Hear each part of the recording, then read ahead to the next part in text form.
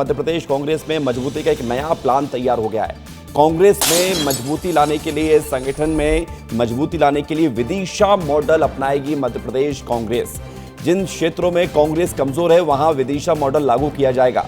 कमजोर क्षेत्रों में लागू होगा कांग्रेस का ये पायलट प्रोजेक्ट। एक्सपर्ट्स की टीम कमजोर जिलों का काम करेगी, यानी कि कमजोर जिलों में लगातार काम करेगी पार्टी को मजबूत करने के लिए। पंचायत और वार्ड में समितियों का गठन होगा, ये बड़ी बात है। और विदिशा मॉडल क्या है ये भी आप समझ लीजिए। विदिशा में शुरू हुआ कांग्रेस का पायलट प्रोजेक्ट और इस वक्त हमारे साथ विस्तार न्यूज के ग्रुप एडिटर ब्रजेश राजपूत जी जुड़ गए हैं। ब्रजेश जी, विदिशा मॉडल के आधार पर कांग्रेस संगठन को मजबूत करना जा रही है। एक तरफ संगठन सृजन अभियान चल रहा है, दूसरी तरफ विदिशा मॉडल, क्या इसके मायने निकाले जाए?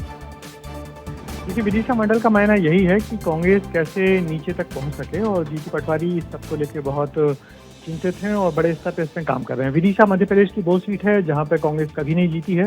हाँ, चाहे लोकसभा सीट हो या विधानसभा सीट हो, बीजेपी यहाँ बड़ी मजबूत रही है। तो खासकर जहाँ पे बुधनी सीट है, तो कांग्रेस ने इसी जगह को अपने पायलट प्रोजेक्ट के रूप में चुना है और यहाँ पर उनके 70 से ज्यादा एक्सपर्ट सभी वार्ड तक गए हैं और यहाँ पर जाके मजबूत कार्यकर्ताओं की लिस्ट बनाई है और एक रिपोर्ट बनाई है कि आखिर कांग्रेस मजबूत कैसे होगी, कांग्रेस की कमजोरियां क्या हैं।